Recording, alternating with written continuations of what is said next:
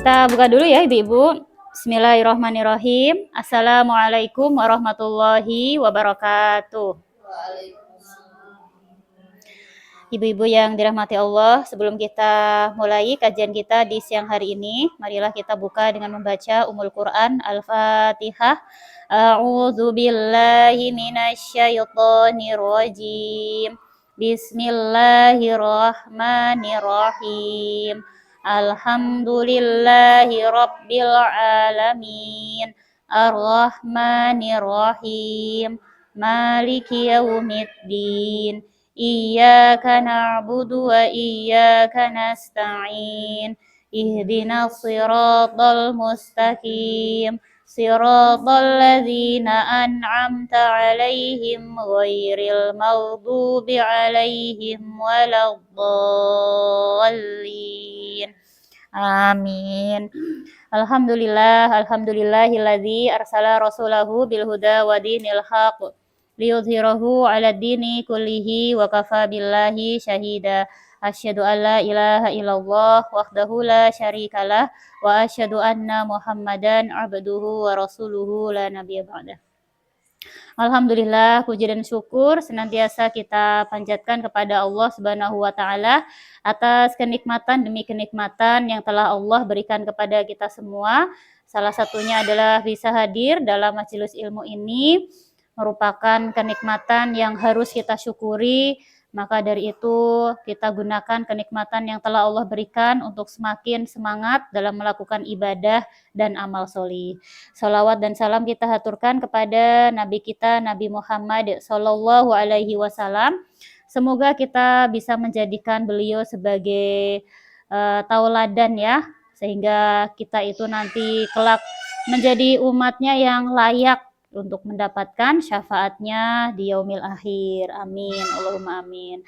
Tentu kalau ingin diakui menjadi umatnya Nabi Muhammad, gitu ya, kita itu harus bisa memikirkan kondisi kaum muslimin ya, sebagaimana dalam sebuah hadis gitu ya, Rasulullah pernah menyampaikan, barang siapa yang dia bangun di pagi hari, dia tidak memikirkan kondisi saudaranya, dia tidak memikirkan kondisi kaum muslimin yang lainnya, dia hanya sibuk memikirkan tentang dirinya sendiri, maka Rasulullah mengatakan dia diancam untuk tidak diakui sebagai umatnya Nabi Muhammad kelak di yaumil kiamat. Seperti itu.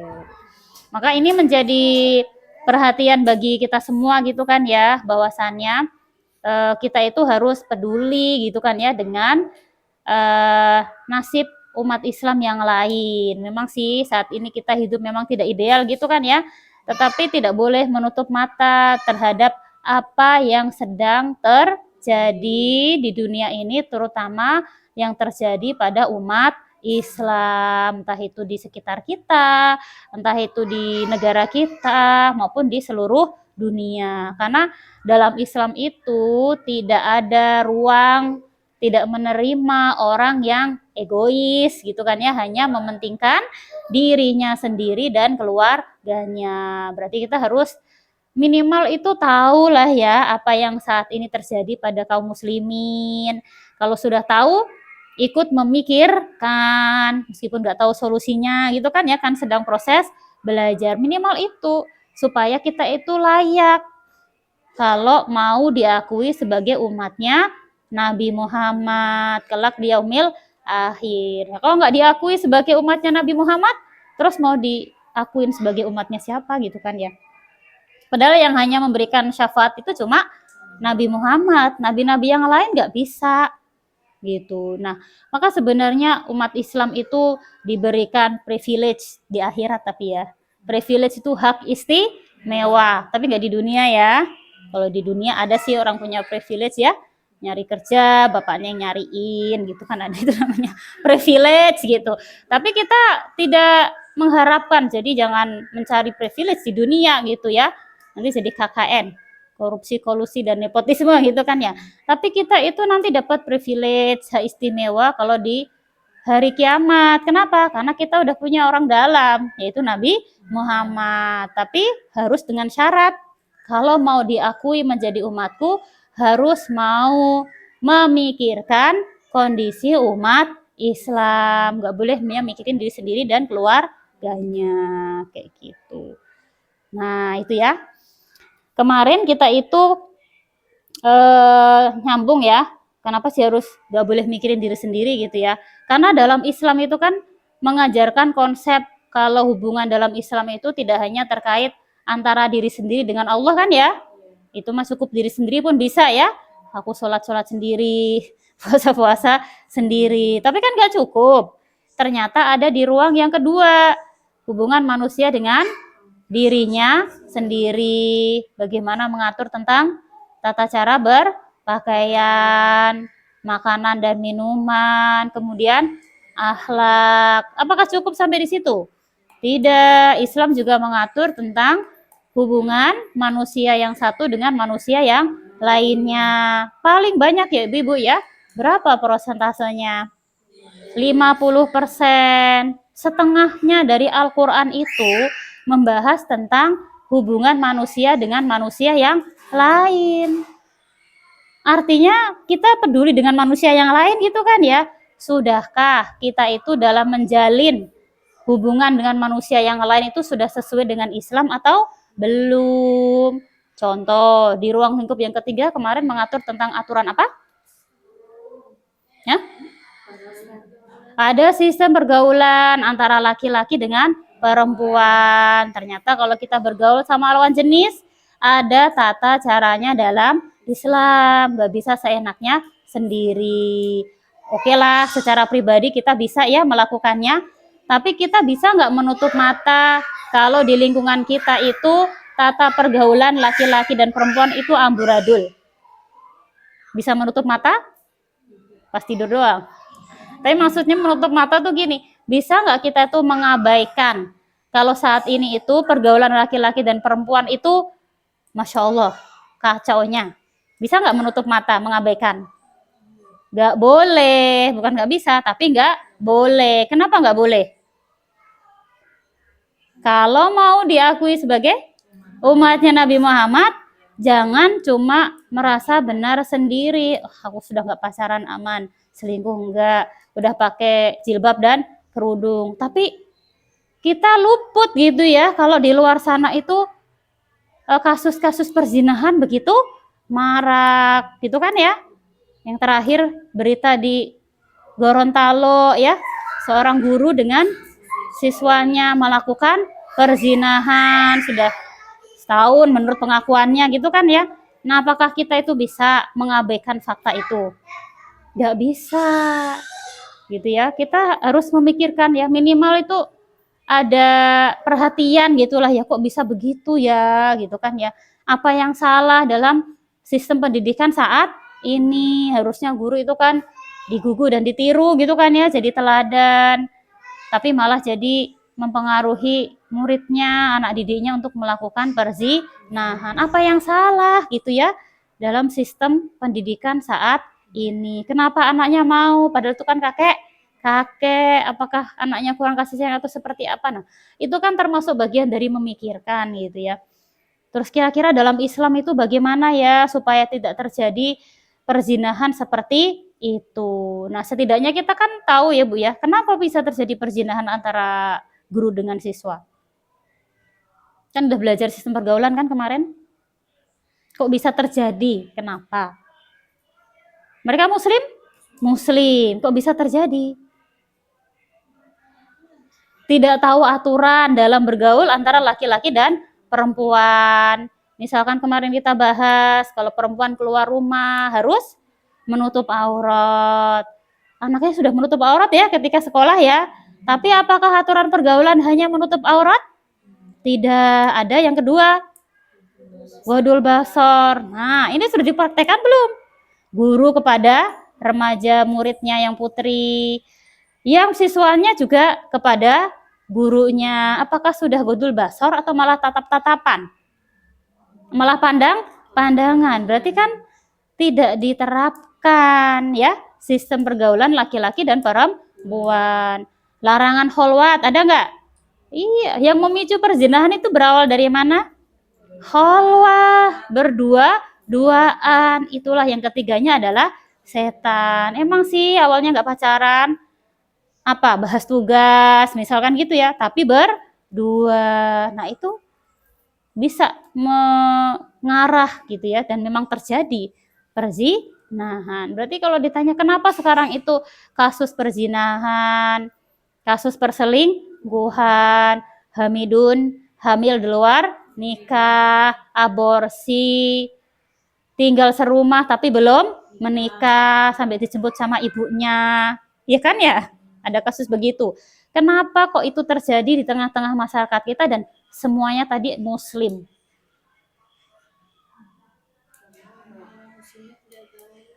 Iya, kebanyakan kaum muslimin tidak memahami sistem pergaulan laki-laki dan perempuan. Tapi ada juga yang sudah tahu, tapi tetap melakukan karena memang sistemnya sekarang itu lingkungannya itu mengarah ke seperti itu, gitu ya. Mau berduaan di hotel gampang nggak? Gampang, itu zaman sekarang. Atau kemudian apa ya, pekerjaan-pekerjaan yang mengubar sensualitas perempuan itu kan juga memicu. Artinya bukan hanya masalah orangnya gitu ya, tapi juga masalah sistemnya yang mendukung orang itu untuk bisa melakukan hal tersebut. Seperti itu ibu-ibu. Contoh ya kayak gitu, kita bahas sistem pergaulan. Nah, berarti kan memang itu baru satu cuil gitu ya, satu elemen gitu ya, satu patahan sendiri gitu kan di dalam hubungan manusia dengan manusia yang lainnya. Apakah dalam Islam hanya mengatur sistem pergaulan laki-laki dan perempuan saja? Ada apa lagi selain itu?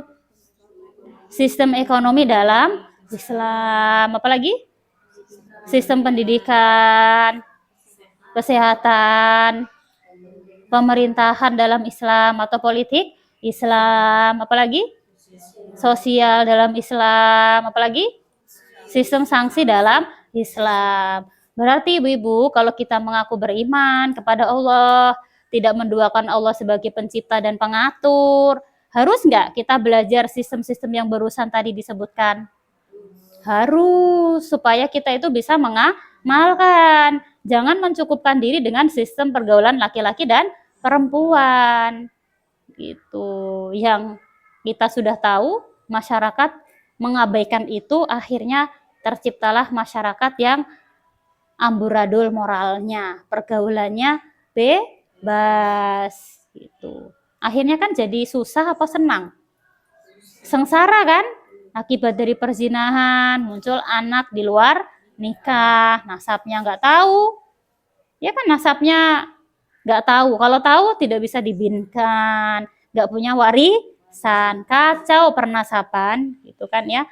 Atau kemudian memicu aborsi, memicu penyakit kelamin, dan memicu keretakan dalam rumah tangga.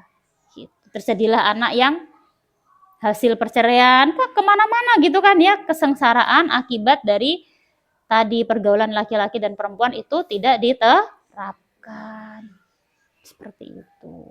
Ini baru pergaulan, belum yang sistem-sistem yang lain. Kira-kira sistem-sistem yang lain itu saat ini diamalkan atau tidak? Tidak ya, boro-boro diamalkan, tahu aja? Enggak, kita taunya yang Islam tadi. Isya, subuh, luhur, asar, maghrib, udah itu doang gitu. Yang lainnya mah kayaknya nggak ada hubungannya sama Islam gitu ya. Nah, makanya ini yang harus kita ketahui Bu, kita belajar Islam itu belajar Islam secara kafah, secara menyeluruh, karena Islam itu sudah hadir secara sempurna melalui Nabi kita ya, Nabi Muhammad Shallallahu Alaihi Wasallam. Berarti selanjutnya tahu dong kita bahas yang mana? Bahas apa dulu nih? Banyak sistemnya itu ya. Kalau sekarang lagi booming itu tentang jabatan menjadi bancakan. Nah, berarti ini nih ya, kan lagi yang booming ini nih. Oh, saya bacakan sebuah fakta ya. Kalau kemarin kan saya bacakan ayat, ibu-ibu tebak, analisa, itu tuh masuk ruang lingkup 1, 2, atau 3 gitu kan ya. Nah, sekarang saya baca fakta persoalan di tengah-tengah masyarakat. Ini deh masuk yang bagian mana gitu. Anggap saja saya membaca berita. Kamis kapan nih? Tanggal 19 bulan 9. Udah 2 minggu lalu kali ya. DPR RI mengesahkan rancangan undang-undang tentang perubahan atas Undang-Undang Nomor 39 tahun 2008 tentang Kementerian Negara. Salah satu klausul yang diubah adalah jumlah kementerian yang akan dibentuk dalam kabinet akan datang. Lewat perubahan ini, kepala negara baru, presiden baru ya, yang akan dilantik nanti 20 Oktober bebas membuat jumlah menteri tanpa ada batasan. Fakta. Nanti teh aturan undang-undang tuh diganti. Yang sebelumnya kalau presiden baru mau lantik menteri, itu kan ada batasnya ya. Tapi kalau ini bebas, suka-suka yang menjabat presiden. Mau dia ngangkat 100 menteri pun boleh, kayak gitu kan. Jadi tanpa ada batasan. Nah, ini kan fakta nih. Fakta ini kita kan masih meraba-raba ya. Ini tuh benar atau salah kan begitu? Ya enggak? Kita kan nggak tahu, masyarakat nggak tahu ini benar atau salah. Kenapa nggak tahu? Karena nggak punya patokannya. Patokannya harusnya apa? Islam. Dalam Islam model kayak gini boleh nggak sih? Kan begitu. Nah, dikira-kira dulu nih, ini tuh masuk ruang lingkup yang pertama, kedua, atau ketiga? Ketiga. Bunia, paham? Soalnya kemarin kan absen. Ini masuk ruang lingkup pertama, kedua, atau ketiga? Ketiga Bu Erni, ketiga Bu Dewi. Oke, kalau ketiga berarti kan banyak tuh 50%, termasuk sistem yang mana? Pemerintahan. Oh, cerdas semua. Termasuk sistem pemerintahan. Ini ngomongin tentang pemerintahan begitu ya, baru ngomongin pemerintahan faktanya. Cuma kita kan nggak ngerti gitu ya kalau belum belajar tentang sistem pemerintahan dalam Islam. Ya nggak apa-apa kali, mungkin gitu kali ya, kan suka-suka dia misal. Tapi kok kayaknya ada yang aneh sih, masa mengangkat menteri nggak ada batasnya. Tapi saya nggak tahu masalahnya di mana, kan begitu. Yaitu karena kita belum belajar sistem pemerintahan dalam Islam yang mengatur hubungan antara manusia satu dengan manusia yang lain. Dalam hal ini manusianya adalah pemerintah dan rakyat gitu. Kalau pergaulan kan antara laki-laki dan perempuan. Kalau pemerintahan antara penguasa dan rakyat gitu. Kalau ekonomi ya bisa penjual dan pembeli, bisa rakyat dengan pengusaha, kayak gitu. Manusia dengan manusia kan pada intinya. Nah, berarti sekarang mau lagiin kita bahas setelah sistem pergaulan adalah sistem pemerintahan dulu ya. Jangan ngantuk ini.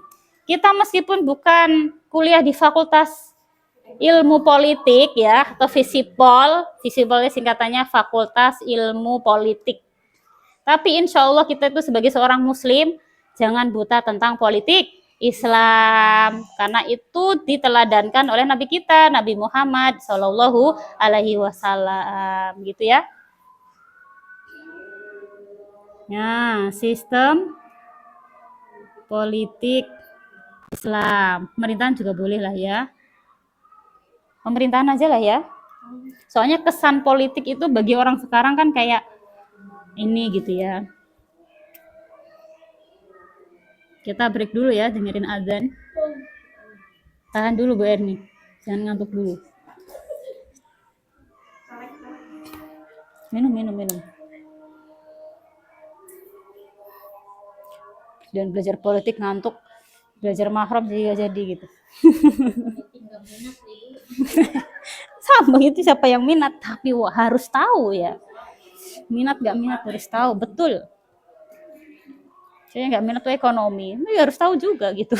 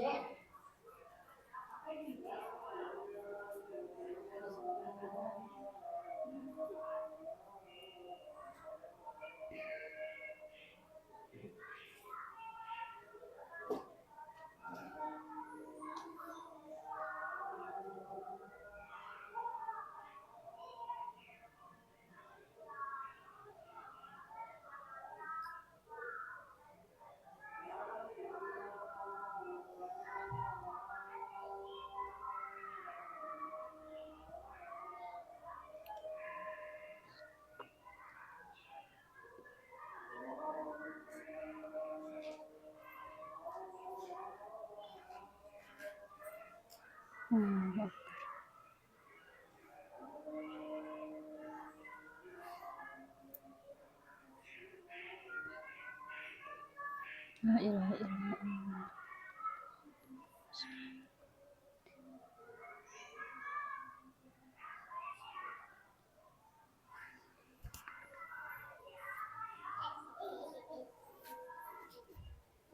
Ceria sekali hari ini nih sini.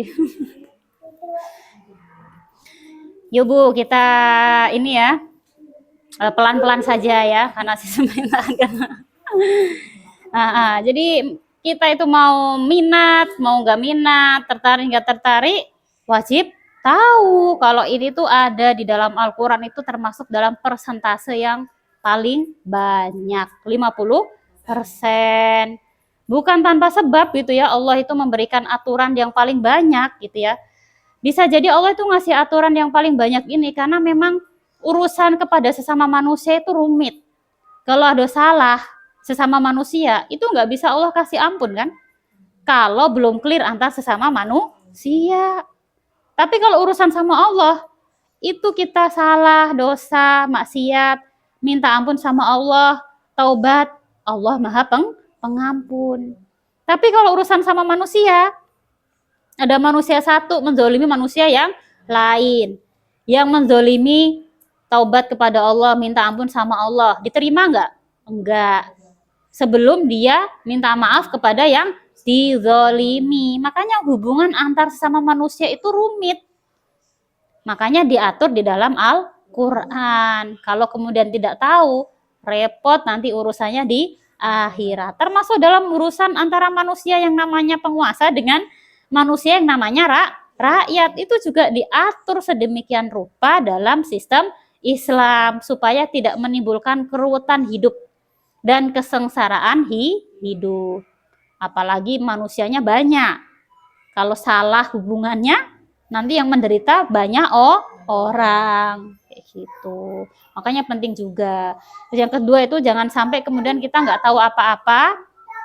Misalkan ada fakta tadi ya, dalam mengangkat menteri tidak ada batasan. Nah, bagaimana maksudnya sikap kita? Setuju, tidak setuju, atau abstain kan gitu? Abstain aja lah. Kenapa? Ya saya nggak ngerti itu benar atau salah gitu kan ya. Nah itu kan malah membuka peluang untuk ya kalau salah kita anggap benar, berarti yang tertipu siapa? Rakyat dong gitu. Kalau itu benar terus kita anggap salah, jadi fitnah kayak gitu. Makanya harus bisa mendudukkan, makanya harus tahu ilmunya. Karena kita muslim dan paham Islam itu sempurna, ilmu itu ada di dalam Islam. Jadi kalau udah tahu ilmunya ini dikit-dikit nih, ada kasus politik apapun, udah tuh, udah melebihi Rocky Gerung nanti pinternya, insya Allah ya. Tahu Rocky Gerung nggak? Kalau ngomong kan pinter banget tuh, pinter politik. Tapi bukan politik Islam. Bayangkan nanti ibu-ibu yang nggak pernah kuliah di Visipol, paham politik Islam, bu, analisanya udah melebihi Rocky Gerung. Gitu ya. Oke, berarti kita kenalan dulu ya tentang sistem pemerintahan Islam. Nah, sebelum ke sistem pemerintahan Islam atau sistem politik, ibu-ibu itu kalau dengar istilah politik itu yang terbersit itu apa sih? Kita ke istilah dulu ya.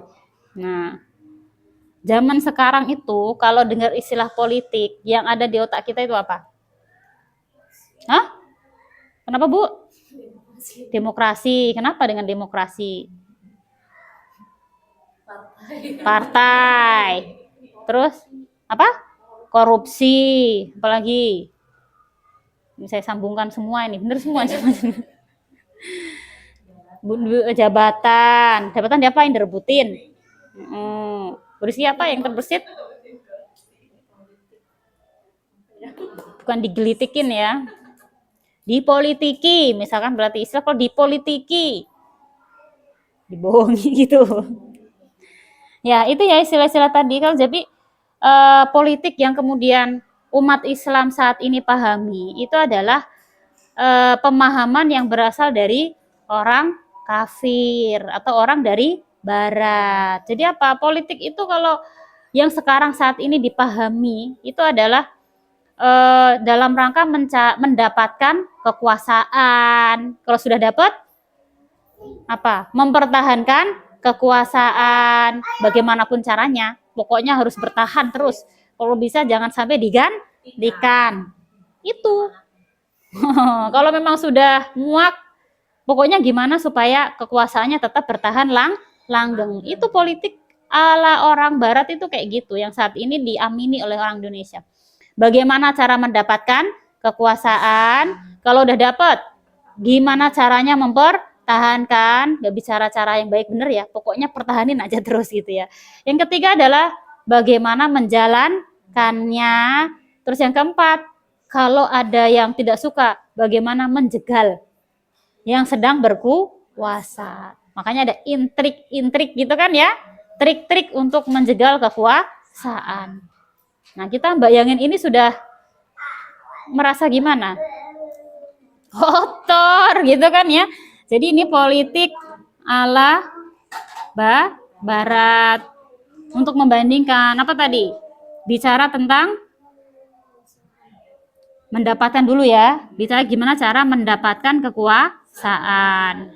Kalau yang Ibu lihat sekarang itu para pejabat mendapatkan kekuasaan tuh caranya macam-macam ya Bu ya. Salah satunya apa caranya? Hah? Lewat partai politik. Partai politik supaya dapat kekuasaan dari mana? Hah? Belusukan untuk mendapatkan suara rakyat. Tapi kalau dapat suara rakyat, ya nggak tahu nanti gitu kan ya. Jadi mendapatkan kekuasaan dengan berbagai macam cara, dengan cara meraih suara rakyat, dengan mencari modal. Kan namanya pengen dapat kekuasaan butuh modal nggak? Butuh. Udah dijual sawah semua masih kurang. Masih hutang sana dan ke sini. Orang dalam balas budi segala macam. Segala macam ditempuh demi mendapatkan kekuasaan. Paling enak tuh orang dalam. Apalagi bapaknya. Nah itu nggak usah tes apapun, langsung jalur cepat. Nah itu kita kalau bicara politik ala barat, maka yang terjadi saat ini politik Indonesia itu kan nggak jauh-jauh ya, bukan nggak jauh sih, sama dengan sudut pandang politik ala barat. Tadi contoh-contoh. Setelah mendapatkan kekuasaan, maka bicara tentang bagaimana mempertahankan, gitu. Bicaranya ini semua gitu ya, mempertahankan kekuasaan. Gimana supaya kekuasaan dia tuh langgeng? Supaya terpilih kembali, pencitraan segala macam. Kalau sudah masanya 2 kali menjabat, gimana supaya tetap langgeng? Ya bisa jadi anaknya, cucunya, cicitnya dipersiapkan semua. Ini supaya bertahanlah kekuasaannya. Nah, bisa jadi dalam mempertahankan kekuasaan terus berbicara tentang menjalankan kekuasaan, jalankan kekuasaannya. Gitu. Dan menjegal kekuasaan. Menjegal tahu ya? Menjegal apa sih? Iya, menghalang-halangi rivalnya, oposisi gitu kan ya. Seperti itulah dunia politik yang dipahami umat Islam zaman sekarang. Makanya sudah nggak heran kalau misalkan saat ini itu gitu ya, dalam rangka mempertahankan kekuasaan melakukan segala cara, dalam rangka mendapatkan kekuasaan menghalalkan segala cara, karena memang sudah masuk ke dalam pemikiran umat Islam. Dalam satu sisi kayak gitu. Di sisi yang lain gitu ya, ada orang Islam itu yang karena sudah lihat kayak gini itu permainan yang kotor, ada yang beranggapan sangat kontra sekali bahwasanya dalam Islam itu tidak ada yang namanya bahas politik. Ini berlawanan nih. Kalau yang ini kan orang Islam itu bicara tentang politik ada ya, tapi politiknya ngambil dari barat. Tapi ada satu gitu ya, kelompok umat Islam yang bicara bahwa politik itu ya karena kotor, maka tidak ada urusannya dengan Islam. Jadi dalam Islam itu nggak belajar tentang politik. Ada nggak yang begitu? Ada. Nah, yang benar yang mana? Yang kubu pertama bicara tentang politik, tapi politiknya ala barat. Atau yang kedua, politik itu tidak ada urusannya dalam Islam. Islam itu hanya mengatur urusan ibadah saja. Nah, yang benar yang mana? Hah? Atau yang salah yang mana? Yang salah yang nomor 1 atau nomor 2? 2. Berarti yang benar nomor 1 benar. Gimana tuh? Berarti ayo fokus. Yang salah yang mana? Dua-duanya. Bu Yani, yang salah yang mana? Semua salah. Kenapa semua salah? Gak sudah kan sesuai syariat Islam. Yang pertama syariat ala Barat. Yang kedua malah nggak ada bilang politik itu tidak diatur dalam Islam. Maka dua-duanya salah, Bu Rizky. Jangan terkecoh dengan pertanyaan saya gitu ya. Maka yang benar itu bagaimana? Dalam Islam itu ada pembahasan urusan politik. Bukan kemudian seperti kelompok yang kedua ini. Islam itu jangan bawa-bawa urusan politik. Nah, kita lihat ya.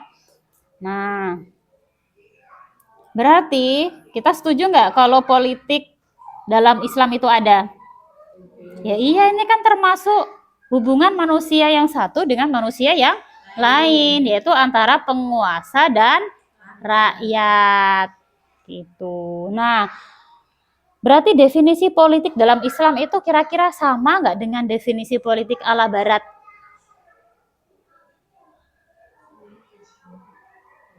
Beda. Wong Barat itu orang kafir, kafir tidak beriman kepada Allah, sedangkan Islam beriman kepada Allah. Pasti dong dalam mendefinisikan politik itu berbeda gitu. Nah, menurut Syekh Taqiyuddin An-Nabhani gitu ya, definisi politik dalam Islam itu adalah riayatus su'unil ummah dahilian wa kharijian bi ahkamis syar'i.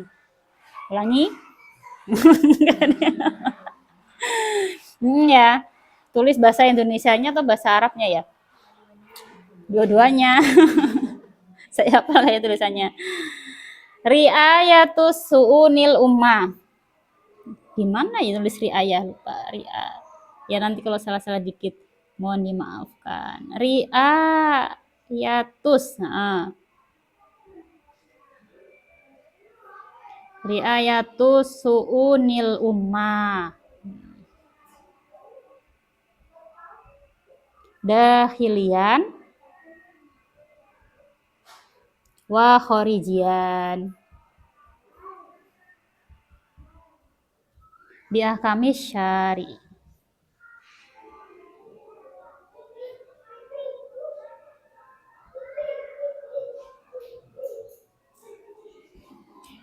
Nah, ntar aja lah nulisnya, masih lama kita. Artinya apa? Riayatus su'unil ummah. Riayah itu artinya pengurusan, bukan lawan penggemukan ya. Pengurusan ya, diurusi ya. Su'unil ummah, urusan umat atau urusan rakyat atau urusan masyarakat. Pengurusan urusan umat atau mengurusi urusan umat. Baik itu dahilian di dalam negeri maupun kharijian di luar negeri. Dengan apa ngurusin umatnya? Bi ahkamis syar'i, dengan hukum-hukum syariat. Nah, terjemahnya ada mengurusi lah ya, jangan pengurusan. Nanti dikira menggemukkan ada. Mengurusi urusan umat. Baik di dalam negeri dan di luar negeri. Dengan apa? Dengan hukum syara. Nah, kita lihat nih kata kuncinya. Kata kuncinya dari definisi itu udah beda ya. Kalau ini kan bicara gimana cara dapat kekuasaan, gimana cara mempertahankan, gimana caranya supaya bisa menjegal lawan politik. Ininya kekuasaan dan kekuasaan. Nggak ada di sini disebut rakyat itu nggak ada. Tapi kalau dalam Islam, tengok nih, mengurusi urusan umat, mengurusi urusan rakyat. Nah, sekarang saya tanya, urusan rakyat itu apa aja sih? Harus bisa jawab, kalian kan rakyat kita. Betul, urusan rakyat itu contohnya, kalau sakit bisa berobat. Urusan kita kan ini. Apakah cuma ini urusan rakyat? Urusan kita, apalagi? Kalau bodoh, belajar gitu ya. Sekolah. Terus apa lagi? Supaya berilmu. Terus apa lagi? Hah? Pada nggak lapar apa? Udah siang. Iya, kalau lapar butuh pangan, ya enggak? Butuh sandang, butuh papan. Hei ibu-ibu, itu urusan kita sehari-hari enggak sih? Coba hari ini kita udah urusan pangan belum? Sandang, papan, sekolah, kesehatan, keamanan. Jadi ini nih, bener tadi ini kesehatan, pendidikan, satu lagi keamanan. Ini urusan rakyat tuh ini, ya, keamanan. Kenapa ini disebut urusan rakyat? Karena ini yang dibutuhkan oleh rakyat. Coba pangan, sandang, papan, pangan. Kebutuhan kita enggak? Iya, enggak cuma kebutuhan satu orang kan? Kebutuhan seluruh masyarakat. Pendidikan, kesehatan, keamanan. Kebutuhan masyarakat enggak? Iya. Nah, kebutuhan ini ada berapa totalnya? 6 SPP dan PKK. SPP, sandang, pangan, papan, PKK, pendidikan, kesehatan, keamanan. Ini semua adalah kebutuhan masyarakat yang menjadi tugasnya pemerintah untuk diapain? Diurusi. Jadi bukan mikirin tahta mulu. Bukan mikirin tentang kekuasaan, tapi mikirin gimana caranya supaya kebutuhan masyarakat ini, urusan umat ini bisa dipenuhi, bisa terpenuhi. Inilah namanya politik agung dalam Islam yang pernah dicontohkan oleh Nabi Muhammad Shallallahu Alaihi Wasallam. Sangat jauh nggak dengan yang ala barat? Jauh banget. Yang ini ngomongin kekuasaan aja, yang nggak peduli pokoknya gimana. Yang dalam Islam itu mengurusi urusan umat. Karena konsep pemimpin dalam umat itu adalah penanggung jawab urusan masyarakat. Gitu. Nah, berarti ini karena diurusi, berarti tanggung jawabnya pemimpin, tanggung jawab pemimpin. Nah, ini ibu-ibu ya. Beda banget ini dalam Islam tuh konsepnya seperti ini. Bisa difahami? Nah, berarti sekarang ini ya, kalau lihat dari definisi nih, sistem pemerintahan yang ada di Indonesia itu sistem pemerintahan ala barat atau seperti yang termaktub dalam Islam? Ini minum. Ala barat, bukan menurut Islam.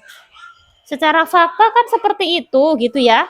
Contoh, saat ini gitu ya,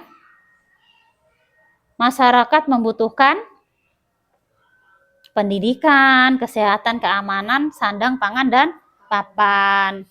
Itu kan disuruh untuk berjuang sendiri gitu ya, mendapatkan sandang, pangan, papan. Misalkan untuk mendapatkan pangan, orang harus bekerja terlebih dahulu. Ternyata gimana saat ini lapangan pekerjaan itu makin banyak atau malah banyaknya yang di PHK?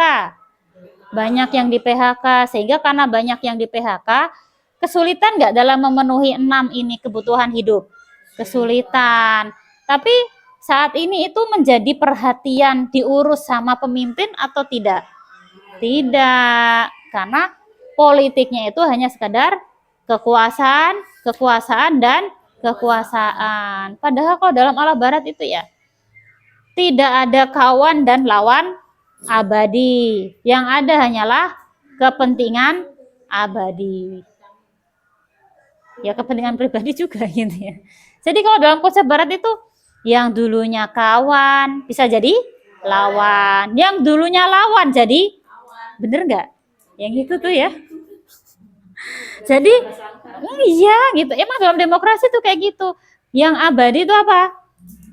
Kepentinganlah yang abadi. Kepentingannya apa? Ya 4 ini.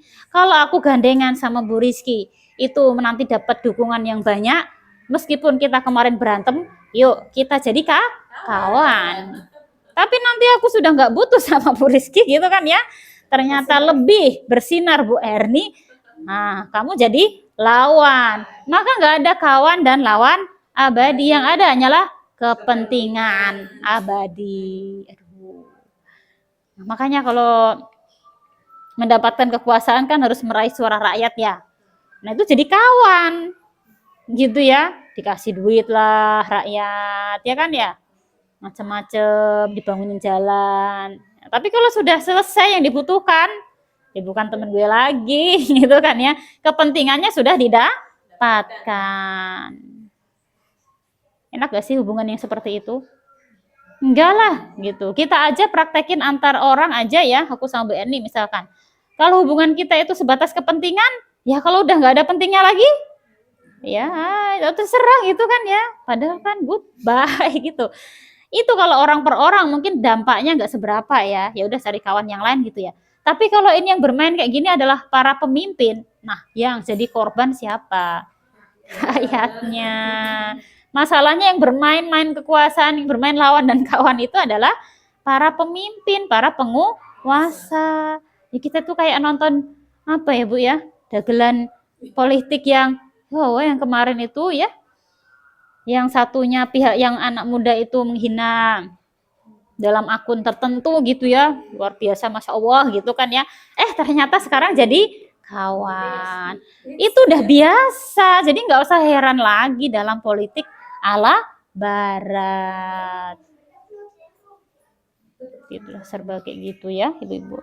Nah sampai dipahami gitu ya, berarti hari ini kita itu belajar ibu-ibu gitu ya.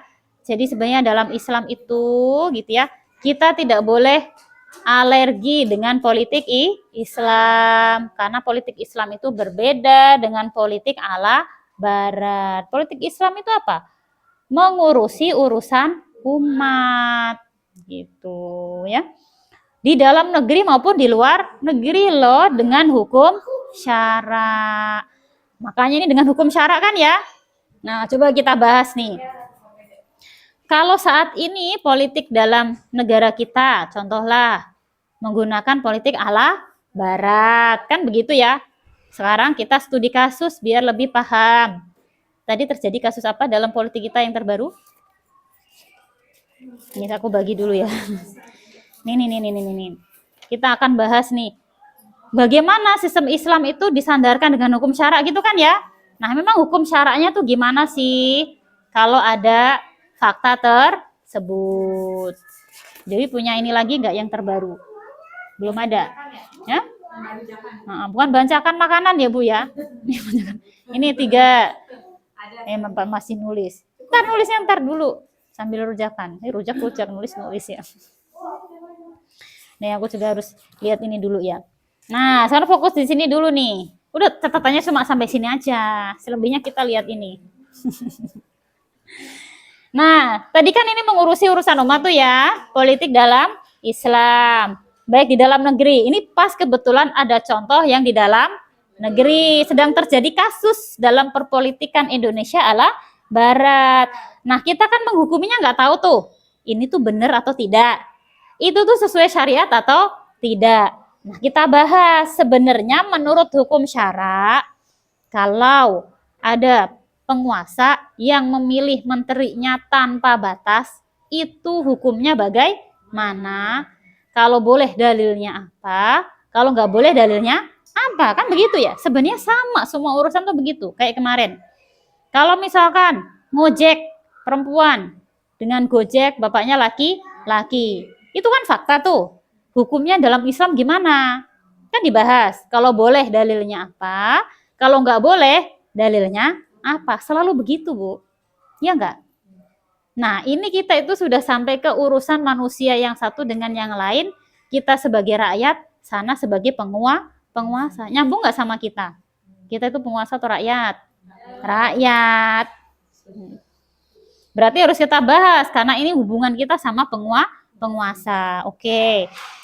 Kalau di sini sih dibahas dari sisi hukum zaman sekarang ya. Sudah cacat etika kan begitu ya. Ini dia persepsinya bukan pakai Islam. Dia persepsinya pandangannya pakai politik ala barat. Nah, dari sudut pandang politik ala barat saja itu sudah cacat etika. Cacat etika itu apa ya? Nggak seharusnya dilakukan gitu kan ya. Alasannya apa? Karena kalau dalam demokrasi kan itu ini ya. Demokrasi kan dari rakyat, oleh rakyat untuk rakyat. Harusnya kalau bikin aturannya menurut suara rakyat nggak? Iya. Tapi memutuskan ini tuh, itu pakai suara rakyat atau langsung tiba-tiba jadi? Langsung tiba-tiba jadi. Jadi letak demokrasinya itu ada di mana? Itu dari sisi belum ngomongin Islam loh ya. Dari sisi cacat secara etikanya itu tidak sesuai dengan etika. Kita langsung ke Islamnya saja lah ya. Nah, berarti nanti kan presiden terpilih itu ya, nanti akan membentuk kabinet gitu kan ya. Nah, kabinetnya itu tidak terbatas. Artinya suka-suka dia. Yang disukai itu siapa sih emangnya? Yang diangkat jadi kabinet kira-kira siapa? Yang mendukung bestinya dong, gitu. Kalau jadi pejabat, besti itu siapa? Dialah yang tak angkat jadi kabinet. Nah, kriteria jadi besti bukan besti itu apa sih? Dari sisi presiden, bukan kita bestian ini ya. Yang kemarin dukung doang atau kalau cuma dukung doang ngomong nggak ada modal ya nggak bakal jadi bagian kabinet. Tapi yang mensupport dari sisi dana dong, namanya jadi kampanye presiden itu biayanya mahal. Jadi cuma pulang doang dukung doang ya nggak dianggap lah. Yang kemudian bisa memberikan biaya sehingga memudahkan dalam menaiki posisi kekuasaan tadi, jabatan tadi gitu ya. Siapa sih orang-orang itu? Ya orang yang punya duit, para pengusaha. Siapa lagi yang bisa menyokong terpilih seorang presiden kalau bukan pengusaha kan? Gitu. Rakyat bisa nggak mendukung? Dukungnya paling cuma suara aja dan milih. Tapi tetap kan butuh dukungan dana seperti itu. Nah, berarti dalam sistem sekarang itu sebenarnya mereka itu terpilih, para kabinet itu kan wakil rakyat ya. DPR kan mewakili kita. Tapi esensinya itu tidak mewakili kita, tapi mewakili orang-orang yang kemarin itu nolongin calon presiden terpilih untuk bisa naik jabatannya begitu. Padahal omongnya adalah wakil rakyat. Nah, kalau sudah jadi harus balas budi, balas jasa. Budi disebut-sebut jasa, balas jasa. Aku kasih dong gitu ya. Jadi menteri apa? Bu ini mau jadi menteri apa? Mau jadi menteri keuangan, boleh, karena kemarin kamu sudah mendukung aku biaya sampai berapa, gitu. Aku jadi menteri BUMN aja lah, kan itu enak banget gitu ya, rugi ya BUMN sekarang ya. Nah, gimana dalam Islam hukum syara mendudukkan yang seperti itu? Kita lihat, dianalisa, jabatan itu amanah atau bukan? Amanah. Itu konsep dalam Islam atau dalam ala barat? Islam. Dalam barat mana ada ngomongin jabatan adalah amanah. Jabatan itu adalah kekuasaan. Jabatan adalah uang. Jabatan adalah prestis, hak istimewa. Iya enggak? Kalau orang menjabat punya istimewa? Kekuasaan? Duit? Itu ala barat. Beda dalam Islam, jabatan itu adalah amanah. Siapa yang bilang jabatan itu amanah? Betul, Nabi Muhammad Shallallahu Alaihi Wasallam beliau bersabda tuh. Inna wallahi la nuwalli ala hadzal amali ahadan sa'alahu wala ahadan harasa alaihi. Kami demi Allah tidak akan mengangkat seorang pejabat gitu ya, yang dia itu minta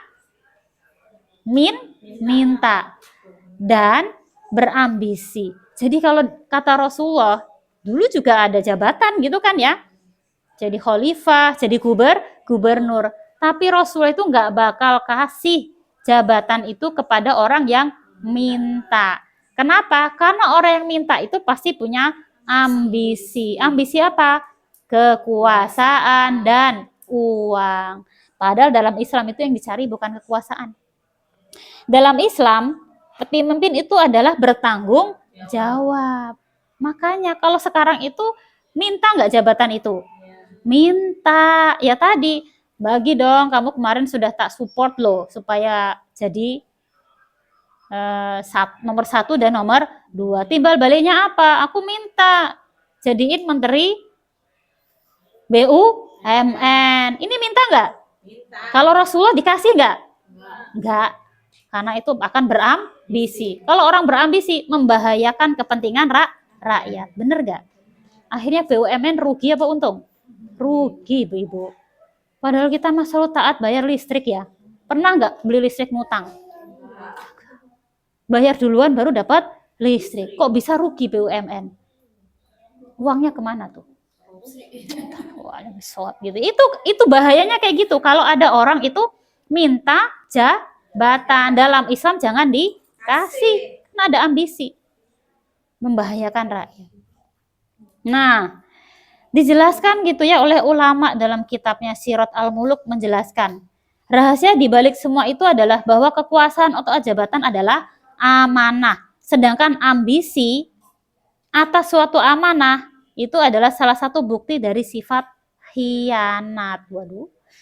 Jadi kalau orang minta jabatan, itu kata ulama adalah tercermin dari sikap khianat. Karena nantinya dia akan berkhianat gitu loh. Dan betul nggak sih orang yang minta jabatan pada periode kemarin tuh akhirnya berkhianat? Mengkhianati siapa? Rakyat. Kita bayar listrik tepat waktu, beli dulu kan ya. Kalau token kan beli dulu. Ya ada yang begini. Tapi kok bisa rugi? Itu khianat nggak? Khianat. Ya Allah, ini dalil dari 1400 tahun yang lalu kok nyambung ya? Hadis ini keluar kapan sih? 1400 tahun yang lalu. Sekarang nyambung banget nggak? Nyambung, ibu-ibu. Jadi siapa bilang ini hadis itu udah kuno? Enggak. Syariat Islam ini ya. Kalau orang itu khianat, diberi amanah, maka seperti serigala disuruh menggembalakan domba. Apa yang terjadi? Habis. Dombanya dimakan serigala. Iya nggak sih sekarang itu BUMN lagi gitu ya. Disuruh untuk menggembala BUMN. Mas sensor gak ini saya? Gitu ya. Ternyata habis gitu.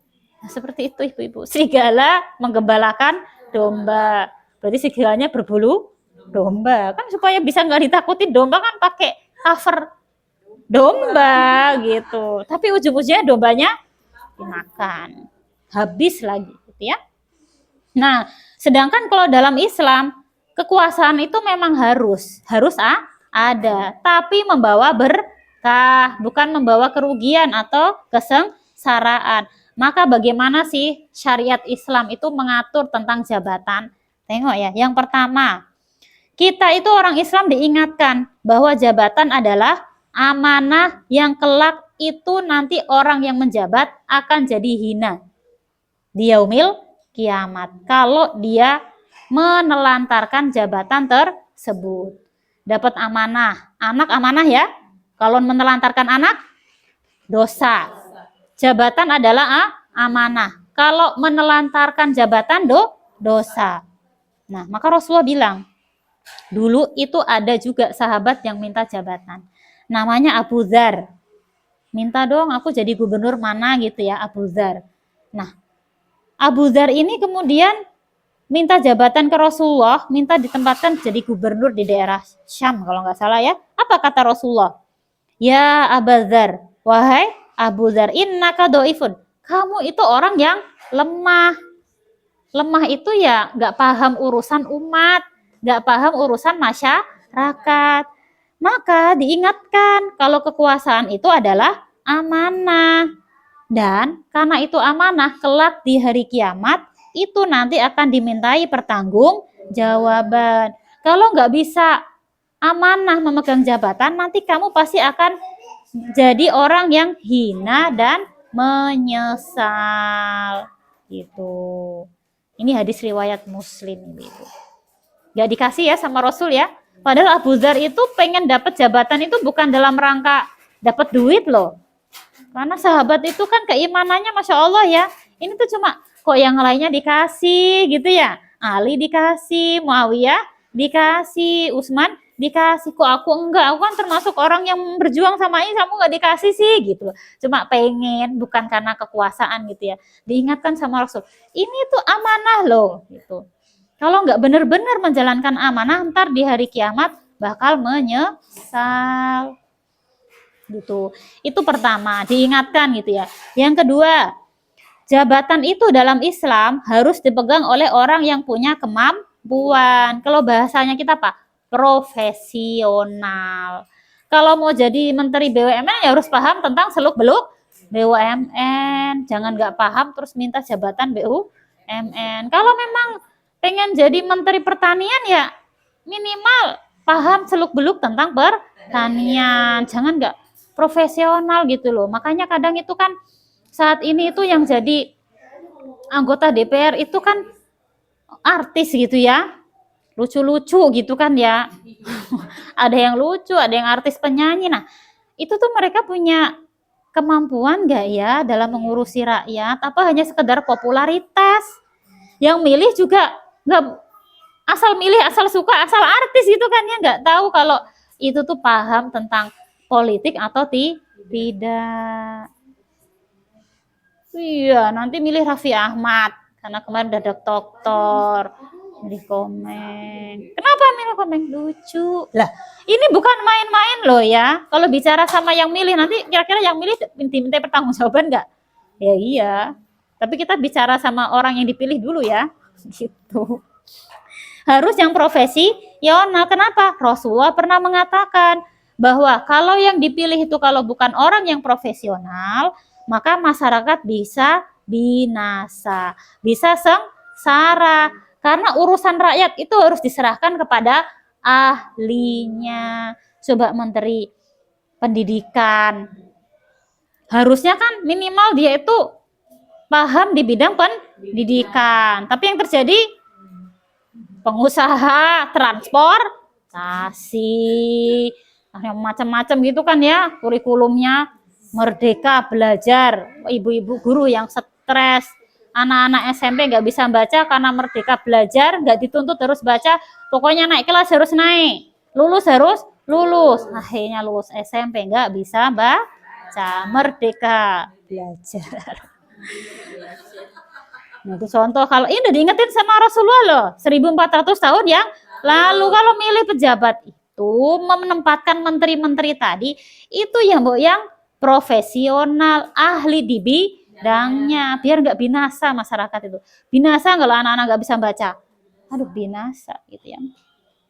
Para Rasulullah sudah mengancam ya dalam hadis riwayat Bukhari, fa idza duyi'atil amanatu, jika amanah sudah disia-siakan, fantazir, maka tunggulah as-sa'ata pada hari kiamat. Qala kaifa idza'atuha. Ada orang bertanya, bagaimana ya amanah itu bisa disia-siakan? Nabi pun menjawab, jika suatu urusan atau amanah itu diserahkan kepada yang bukan ahlinya, maka tunggulah hari kiamat, sengsara, seperti itu. Ya, ngeri ya Bu ya. Nah, bukan berarti dalam Islam tuh gak ada ciri-cirinya ya. Emang yang profesional itu gimana sih? Rinci juga Rasulullah pernah menyebutkan ciri-ciri pemimpin yang mendapatkan kebaikan dan pertolongan Allah itu adalah ketika dia dikelilingi oleh pembantu atau menteri yang sidik. Sidik itu artinya apa? Benar. Orang yang benar. Mereka itu siapa? Orang yang jujur, berpegang teguh kepada ajaran Islam. Tapi kalau orang-orang di sekelilingnya, para menterinya tadi, itu kemudian buruk, tidak paham Islam, kadzab, suka berbohong, khianat, suka menipu, ya itu nanti akan tidak menimbulkan kebaikan pada pemimpin tersebut. Katakanlah presiden terpilih, yang dipilih adalah menteri-menteri misalkan yang nggak jujur, tidak berpegang teguh sama Islam, minta jabatan, berarti khianat. Maka yang terjadi apa? Dia dikelilingi oleh para menteri yang kadzab tadi dan khianat. Rasulullah mengatakan juga. Jadi hadisnya tuh banyak banget soal jabatan dan pejabat itu. Ya, idza aradallahu, apabila Allah menghendaki kebaikan untuk pemimpin.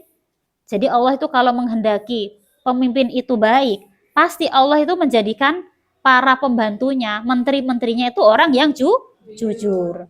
Kenapa harus orang yang jujur? Soalnya kalau pemimpin presiden misalkan ya, itu lupa tugasnya, maka para menterinya tadi mengingatkan, kan begitu? Wakilnya mengingatkan, bukan malah semakin mendukung atau malah pura-pura tidak tahu, atau dia sibuk dengan urusannya sendiri. Nah, itu ya. Nah, itu bisa menolong gitu ya pemimpin tadi. Jika Allah menghendaki selain itu, maksudnya jika Allah itu menghendaki pemimpin itu nggak baik gitu ya, maka Allah akan menjadikan para menterinya, pembantunya itu dari golongan orang-orang yang jahat. Jahat itu apa? Khianat, ya korupsi tadi. Coba dalam masa pemerintahan 2 periode ini, hampir semua menteri itu korupsi nggak? Menteri Perikanan, korupsi apa? Lobster, impor lobster. Menteri Agama, korupsi apa? Dana haji, pencetakan Al-Quran. Menteri komunikasi, tower 4G, masih ingat ya? Yang harusnya cuma berapa miliar, dia mintanya berapa miliar. Menteri Pertanian, subsidi pupuk. Menteri Sosial, korupsi bansos. Menteri apa lagi yang belum tersebut? Menteri BUMN, nggak usah cerita lagi, itu sudah habis gitu kan ya. Aduh, Menteri Pariwisata, macam-macam lah ya gitu. Ya Allah, itu di sini dikatakan menteri-menteri itu adalah para pembantu dari pemimpin. Udah diingatkan sama Rasulullah, jika Allah menjadikan dirinya pembantu itu yang jahat, maka pembantu tadi, menteri tadi tidak akan mengingatkan dirinya gitu, dan tidak bisa menolong dirinya. Itulah Bu. 2, 3, aturan dalam Islam ya. Islam itu menjadikan jabatan di tangan penguasa untuk mengurus rakyat, bukan untuk menipu, ya, atau mencari keuntungan buat dirinya dan kelompoknya saja. Rasulullah pernah mengatakan, al-imamu ra'in, pemimpin, kepala negara itu adalah ra'in, pengurus rakyat. Wahuwa, dan dia mas'ulun, akan bertanggung jawab ra'iyatihi, apa yang dia pimpin, yaitu rakyatnya. Kapan seorang pemimpin dimintai pertanggungjawaban oleh rakyatnya? Pada hari kiamat, di mana tidak ada pengadilan yang kemudian luput dari pengadilannya Allah Subhanahu wa Ta'ala. Kalau orang beriman kira-kira masih mau nggak minta jabatan setelah 3 ini? Takut aku. Apalagi pemerintahnya ala barat. Melangkah 1 udah kecebur got. Seperti itu. Nah, kalau zaman dulu, makanya Bu, zaman dulu tuh para sahabat itu pada takut kalau dikasih jabatan. Bu Heri, kamu ya yang jadi khalifah, janganlah. Bu Nasia aja, janganlah. Bu lempar semua. Kenapa? Takut dimintai pertanggungjawaban di hari kiamat. Bukan berarti mereka kemudian nggak mampu loh ya, tapi takut. Tapi kalau pada nggak mau semua, terus siapa yang memimpin? Ya sudahlah. Akhirnya ketika ditunjuk jadi khalifah, yang tercipta bukan alhamdulillah, tapi inna lillahi wa inna ilaihi rajiun. Kok saya yang jadi khalifah? Begitu Bu, itu ucapan siapa? Umar bin Khattab. Abu Bakar sudah wafat, kamu ya Umar gitu. Siapa lagi yang memang bestinya Rasulullah dulu gitu kan ya? Umar, inna lillahi wa inna ilaihi raji'un. Itu pemimpin yang beriman begitu. Bukan malah minta. Gitu ya. Khalifah Abu Bakar wafat pada, aduh jangan-jangan aku ini, jangan-jangan aku gitu. Ya emang beda gitu kan, jabatan itu amanah, bukan mencari kekuasaan sama harta. Kalau sekarang pada takut gak dikasih jabatan? Wah. Berebut jabatan, makanya judulnya apa? Bancakan. Bancakan tuh bahasa mana sih Bu ya? Bahasa Jawa juga bancakan. Apa ya, bancakan itu rebutan. Misalkan kita makan satu tampah gitu ya, dibancai gitu. Direbut mana kayak gitu. Ya itu buat aku, ini aku, itu kamu. Nah, seperti itu. Gitu ya. Nah, gitu ya. Itu kan mengenaskan gitu ya. Jadi sudahlah dulu suara rakyat itu diperebutkan, ya enggak? Pada waktu pemilu diperebutkan nggak Ibu? Diperebutkan, bahkan diiming-imingi duit, macam-macam janji, transportasi angkot gratis, makan siang gratis, banyaklah janji-janji gitu ya, yang luar biasa indah sekali. Nah, gitu kan ya. Namun setelah itu nasib mereka itu, nasib kita jauh dari perhatian. Ketika saat ini gitu ya, ada menteri yang pakaiannya Masya Allah ya, aksesorisnya ganti, make upnya luar biasa. Justru saat yang sama ada rakyat yang mati kelaparan. Yang ojol itu tahu kan? Bapak-bapak ojol meninggal ketika sedang antre orderan karena belum makan 3 hari. Satu sisi itu kan suara ojol itu kemarin dipakai nggak buat mereka yang berkuasa, tapi mereka tidak memperhatikan nasib tadi. Kalau mau nyari kayak gitu banyak Bu. Di saat yang sama ketika ada penguasa, keluarganya penguasa naik turun pesawat jet pribadi ya, mau ke Amerika tinggal naik jet, mau makan roti 400.000 tinggal makan. Ternyata di saat yang sama masih ada warga itu yang ke rumah sakit aja nggak ada transportasi, harus ditandu. Mau melahirkan ibu-ibu harus ditandu. Ada kakek-kakek yang membawa jenazah cucunya digendong karena nggak mampu bayar ambulan. Satu sisi tadi ada anak penguasa gitu ya, bisa naik jet pulang pergi dalam sehari, misalkan kayak gitu ya. Nah itu miris nggak kayak gitu?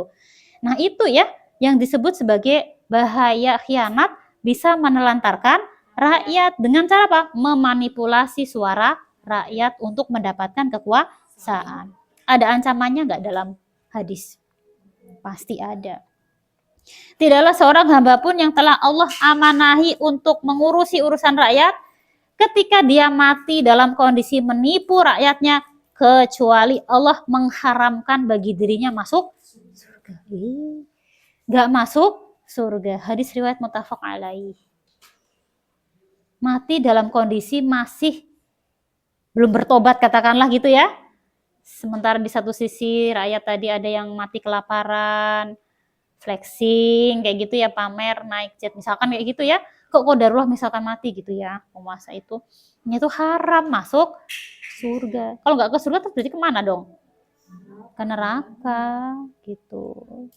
Dan itu kan kenyataan yang menyakitkan gak sih Bu bagi kita? Sakit gak lihat kayak gitu? Sakit. Lihat yang seperti itu sakit gitu ya. Kemiskinan, pengangguran terus bertambah. Yang kita rasakan kan PHK ya, menimpa puluhan ribu pekerja, sedangkan kekayaan para pejabat itu justru masuk semakin bertambah. Dikatakan kekayaan presiden sebelumnya itu sampai 2023 itu bertambah loh Bu, 13,4 miliar. Dari tahun sebelumnya loh ya. Jadi setahun itu tambah 13,4 miliar. Kita setahun harta yang bertambah berapa? Gitu ya. Bahkan Menteri Agama itu bertambah 10 kali lipat. Kekayaan kita bertambah, kayaknya semakin nyusut deh ya. Dari sisi pendapatan ya kan. Kalau dibandingkan dengan, pendapatan naik, tapi harga sandang pangan papan naik. Kalau naiknya 14 miliar sih, sandang papan naik nggak masalah ya. Masalahnya itu nggak naik, bahan pokok naik. Nah, itu tambah sengsara, tambah hura-hura itu. Sengsara buat kita. Gitu ya. Nah, keempat, kewajiban mengurus rakyat itu bisa dilakukan tidak akan bisa gitu ya, tanpa diterapkan dengan syariat Islam atau hukum syara. Karena tadi amanah. Jadi nggak bisa Bu kalau pakai sistem ala Barat. Berarti harus pakai sistem ala Islam. Makanya kita sekarang itu belajar sistem pemerintahan Islam. Sebelum belajar, kita harus yakin dulu kalau dalam Islam itu ada sistem politik dalam Islam. Dalilnya ada nggak? Ada. Tadi barusan kita bahas hadis semua kan ya. Yang dalil dalam Al-Quran itu juga ada. Tuh surat An-Nisa ayat 58. A'udzubillahi minasyaitonirrajim. Innallaha ya'murukum an tu'addul amanati ila ahliha wa idza hakamtum bainan nasi an tahkumu bil adl. Kalau ada orang ya mendapatkan amanah gitu ya, maka dia harus menjalankan amanah tersebut gitu ya, dan menetapkan hukum di antara manusia dengan hukum yang adil. Sedangkan hukum yang adil itu hanya ketika hukum berhukum pada Allah Subhanahu wa taala, bukan berhukum pada politikus barat. Tuh. Nah, ini kan baru pendahuluan ceritanya. Selanjutnya kita kan harus bahas ya, emang politik dalam Islam itu khas atau umum sih? Khas. Khas itu artinya beda sama politik ala barat. Dalilnya dari mana saja? Emang di Al-Quran ada? Ada. Hadis ada? Ada. Ijma sahabat ada? Ada. Nanti kita akan bahas dalil-dalilnya tentang sistem pemerintahan dalam Islam. Bahkan bentuk negaranya itu beda. Nama pemimpinnya juga beda. Kalau dalam ala barat kan nama pemimpinnya biasanya apa? Presiden, raja, perdana menteri. Kalau dalam Islam itu ada istilahnya khusus sendiri. Khalifah. Nama negaranya ada yang republik, itu kan ya? Ada yang kerajaan. Dalam Islam republik enggak? Enggak. Terus apa? Nanti ada gitu ya istilah khusus tersendiri. Karena saking kerennya ajaran Islam kita itu, nama pemimpin aja nggak sama loh dengan yang ada di dunia ini. Bentuk negaranya juga berbeda gitu. Cuma kita aja yang belum nyampe ke sana. Insya Allah pekan depan ya kita bahas lebih spesifik dalam Islam itu nama negaranya apa, pemimpinnya namanya apa, terus dalilnya itu di mana aja. Nah itu akan kita bahas insya Allah. Dari sini ada yang mau didiskusikan? Ternyata sistem politik gak cukup satu pertemuan ya. Panjang. Begitu. Ini satu nih yang tadi yang belum dapat nih Bu. Hadis-hadisnya dalil-dalilnya di sini ya, pas ada. Gimana, ada yang mau disampaikan Bu Rizky? Tanya, kalau nggak tanya pendapat komentar lah ya. Oh ternyata tuh begini, oh ternyata begitu gitu komentar. Bunia mau komentar? Belum, speechless. Ada yang mau komentar? Bu Erni komentar. Kenapa? Bu Nasi, kita belum buka rujak ini. Kalau salah satu belum ada yang komen. Belum ditutup harus ada yang komen dulu. Kalau nggak tanya, berarti harus berkomentar. Baru saya tutup nih. Oke. Jadi ini kan kita udah tahu bahwa sistem pemerintahan ini kan salah. Nah, sikap kita tuh harus gimana ketika ada pemilu? Itu harus seperti apa? Iya, berarti sikap kita secara umum ya. Nanti mendetailnya kalau kita sudah khatam pemerintahan Islam gitu ya. Berarti kalau kita tahu politik zaman sekarang itu bukan seperti sistem Islam, kalau ada pemilu bagaimana? Kita itu berpartisipasi atau tidak? Kita cek dulu. Kalau berpartisipasi berarti melanggengkan politik ala barat nggak? Iya. Berarti harusnya berpartisipasi atau tidak? Kalau berpartisipasi berarti melanggengkan politik ala barat. Berarti nggak jadi pilihan dong harusnya. Berarti sikapnya pertama tidak berpartisipasi. Sikap yang kedua, kalau nggak berpartisipasi terus ngapain? Ini harus belajar sistem politik dalam Islam supaya paham gimana cara memperjuangkannya. Itu nanti akan kita bahas memperjuangkan. Tapi kalau sikap secara jangka pendek, kalau ditanya gitu ya, berarti sikap kita gimana? Tidak berpartisipasi. Karena hukum ini adalah tadi haram semua kan ya? Maka ketika berpartisipasi juga termasuk berpartisipasi terhadap sesuatu yang haram. Seperti itu gambarannya. Kemarin pada berpartisipasi? Ya, Berarti mendingan nggak usah dong. nah iya, bukan mendingan. Kalau sudah tahu hukum syarat tadi hadisnya Ada yang macam-macam. saya enggak, biarin lah, dia mah ini banyak duit ini katanya gitu malah. Pertama harus menolak serangan fajar. Kemarin kan udah kita bahas tuh. Saya nggak nih serangan fajar, tapi berpartisipasi.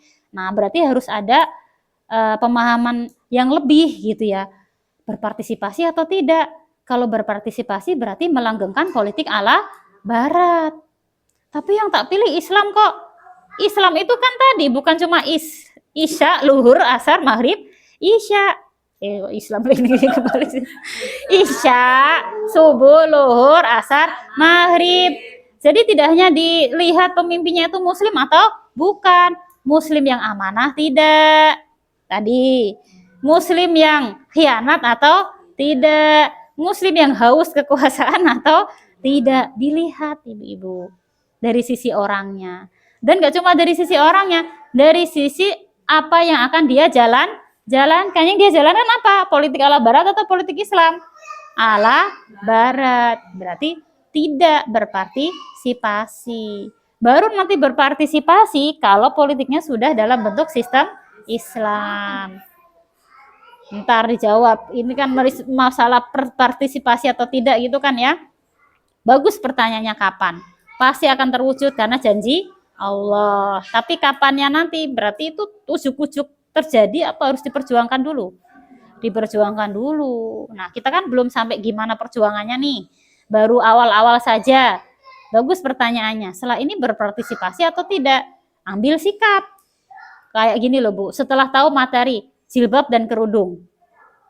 Diamalkan atau tidak? Sudah tahu kholwat dan tidak kholwat. Berpartisipasi kholwat atau tidak berpartisipasi kholwat? Tidak berpartisipasi kholwat. Berarti ini juga sama. Sudah tahu berarti ambil sikap. Tidak berpartisipasi. Mending jadi omongan orang apa diomongin di hari kiamat. Misalkan gitu ya. Jangan kira apa yang kita pilih itu tidak dimintai pertanggungjawaban. Akan dimintai, Bu. Dan kita kemudian tidak berpartisipasi, itu juga akan ada alasannya. Saya enak aja. Kenapa nggak berpartisipasi? Ya karena itu ya Allah, itu yang diterapkan politiknya bukan sesuai dengan Nabi Muhammad. Beres nggak ceritanya? Beres. Kan kalau ditanya malaikat munkar nakir gimana? Siapa Tuhanmu?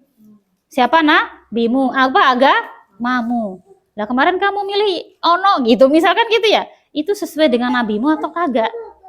Enggak ya Allah gitu ya, nangis-nangis kan ceritanya panjang. Atau misalkan kalau nggak berpartisipasi.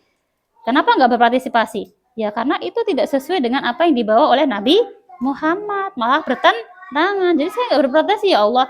Ya sudah selesai kasus. Tapi kalau itu kan jadi panjang urusannya di yaumil kiamat. Kemarin aku udah terlanjur. Ya sudah karena belum tahu. Yang penting selanjutnya kemudian diambillah sikap yang benar. Mudah-mudahan nanti sama Allah tidak diperpanjang kasusnya yang kemarin karena belum tahu. Paling kasus yang berpanjang ini, kenapa nggak nyari tahu dari kemarin-kemarin gitu kan ya. Maaf ya Allah kan begitu. Daripada kemudian sudah tahu tapi malah tidak mengambil sikap. Urusannya panjang lagi nggak sama Allah? Panjang. Begitu ya. Nyambung ya. Nah, jangan bilang ini politik tuh nggak tertarik. Nyangkut juga sama kehidupan sehari-hari. Karena kita rakyat loh. Berarti hablum minan nas tadi antara penguasa dengan rakyat. Gitu. Pertanyaan tuh jadi setengah ilmu. Betul ya. Bertanya malah jadi tambah ilmu. Ada lagi? Udah memenuhi syarat sih untuk ditutup. Tapi kalau ada lagi boleh lah. Bu Erni nih menyimpan pertanyaan. Silakan. Sendal aja belum beli gitu. Sudah kuduga.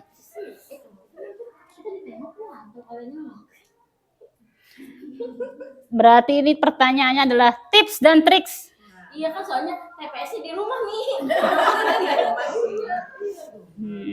Tanya Bu Dewi gimana tipsnya. Bu Dewi mah katanya jauh, kita bisa samperin ke kamar. Nah, berarti gitu ya. kabur. Bukan kabur istilahnya ya, menjauhi tadi ya. Menjauh gitu. Bagaimana caranya menjauh? Ya teknis sih ya, bisa bikin agenda. Emang apa sih yang terdekat? Yang terdekat emang apa sih? Memilih gubernur. Emang di rumah Bu Erni? Seperti itu. Jadi ada gitu ya, teman di Wailat itu memang di rumahnya, tapi setelah tahu bikin agenda sendiri dan keluarga dalam rangka menjauhkan diri tadi dari berpartisipasi. Ya apa ini jadi omongan ya? Iya, namanya sesuatu yang asing, baru asing di tengah-tengah masyarakat, bahkan kita pun baru tahu, yaitu pasti akan jadi pembicaraan. Tapi nggak sampai setahun lah pembicaraannya. Paling banter cuma 2 minggu kayak gitu. Kalau misalkan gini ya, kita datang ke TPS, tapi kita nggak nyoblos, cuman yang penting datang aja, ada datanya gimana.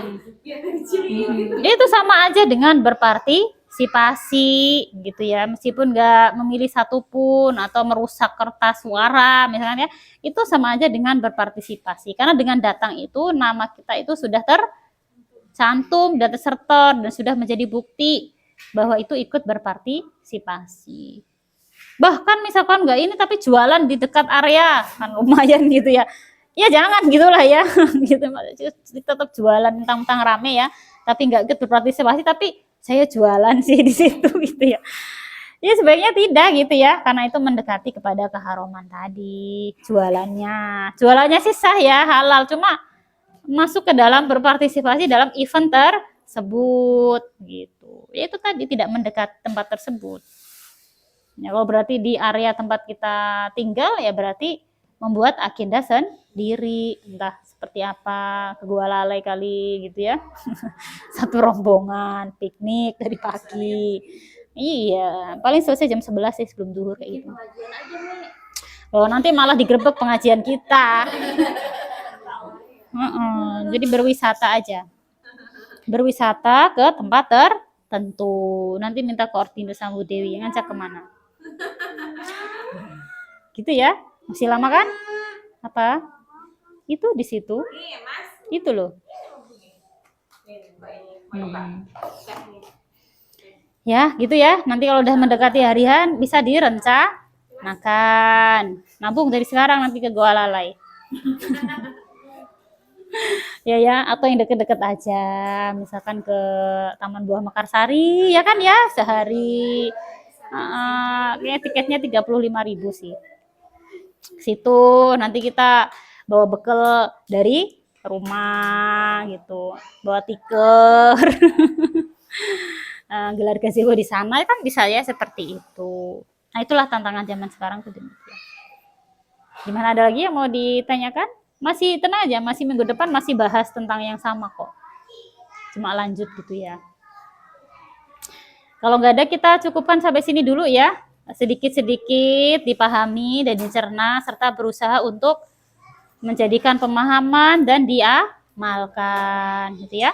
Kita tutup dengan membaca istighfar 3 kali dan doa akhir majelis. Astaghfirullahalazim, astaghfirullahalazim, astaghfirullahalazim. Subhanakallahumma wa bihamdika asyhadu an la ilaha illa anta astaghfiruka wa atubu ilaik. Wassalamualaikum warahmatullahi wabarakatuh.